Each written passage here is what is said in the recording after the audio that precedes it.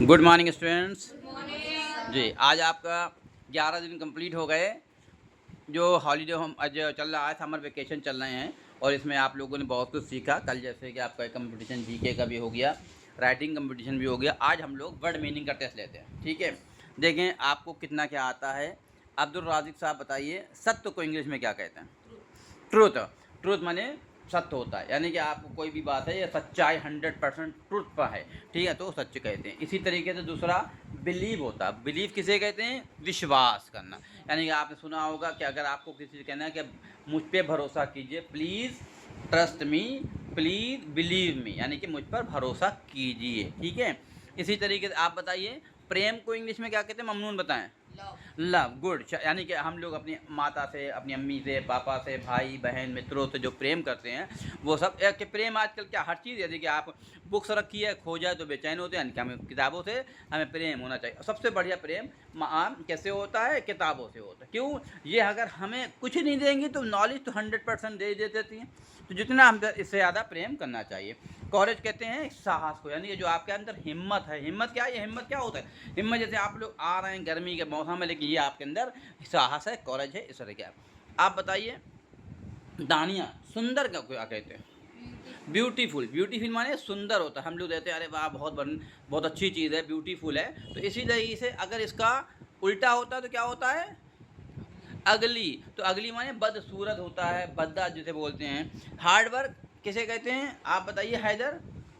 कठिन परिश्रम जो कहते हैं, पर उसको हम लोग हार्ड वर्क कहते हैं, ठीक है। अगला कुछ और भी वर्ड। हाँ, दानिया बताइए। दानिया जैसे हम लोग घर के अंदर रोज चीज़ें इस्तेमाल करते हैं, उनको पता होना चाहिए। जैसे कि कंबल है, कंबल को इंग्लिश में क्या कहते हैं? ब्लैंकेट। तो तौलिया को इंग्लिश में क्या कहते हैं? टॉवल कहते हैं। गुड, शाबाश। अब अगला है जैसे कि तकिया इस्तेमाल करते हैं, आपको बताइए क्या कहते हैं?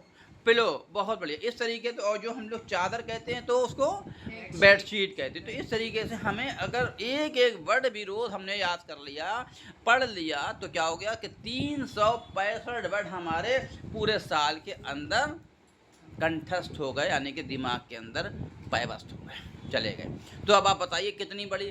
आज हमारे सामने जो आज बच्चों से हम वर्ड मीनिंग पूछते हैं या कोई भी चीज़, कहीं भी हम यहाँ किसी भी स्कूल में जाइए तो बच्चे नहीं बता पाते। इसकी आपको पता रीज़न क्या होता? कारण क्या है?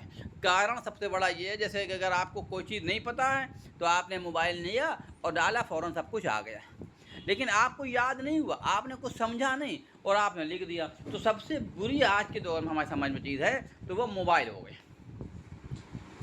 मोबाइल से क्या हो गया नुकसान कि बच्चे पढ़ नहीं रहे। हमारे पास जो कंप्लेंट्स आती हैं, जैसे आपकी छुट्टियां चल रही हैं और इसमें भी बहुत से बच्चे हर वक्त मोबाइल चलाते रहे। तो इसलिए आपसे मेरी एक हम्बल रिक्वेस्ट है, यानी कि विनम्र निवेदन ये होता है। हम्बल रिक्वेस्ट का मतलब होता है विनम्र निवेदन ये है कि आप लोग मोबाइल से कम जो है ध्यान ना दें, उस पर ज़्यादा से ज़्यादा क्या करना है, पढ़ाई तो करिए, लेकिन जो आप लोग उस पर हर वक्त वीडियो देखते रहे, उन दूसरे लोगों को वीडियो देख के अपना टाइम वेस्ट करते हैं, अपनी नॉलेज को भी ख़त्म कर देते हैं। तो इसलिए छुट्टियां चल रही हैं तो क्या करें, जैसे हमारे उत्तर प्रदेश के मुख्यमंत्री जो जिसको चीफ मिनिस्टर कहते हैं, हमने बताया था आपको, तो उन्होंने भी कहा है कि छुट्टियों में अपने नाना नानी के घर जाइए, दादा दादी के घर जाइए और खूब उनसे मिलिए, बातचीत करिए, एक दूसरे से मिलिए, खेलिए, नई नई चीज़ें बनाइए, तो आपको छुट्टियों का मज़ा आएगा, आनंद मिलेगा।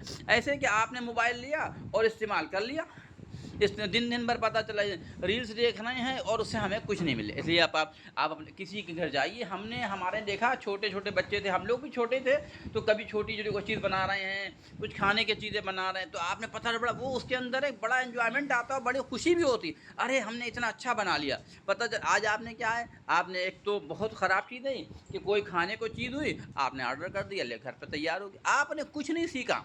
यानी कि जो हॉलीडे वर्क जब जो समर वेकेशन चल रहा है, एक स्कूलों में जो हॉलीडे होमवर्क दिया कि वो भी आपने कर रहा, कैसे करा हमें पता है आप लोग कैसे करते हैं, ठीक है। कोई पेरेंट्स से करा रहे हैं, कोई आपने कुछ नहीं सीखा।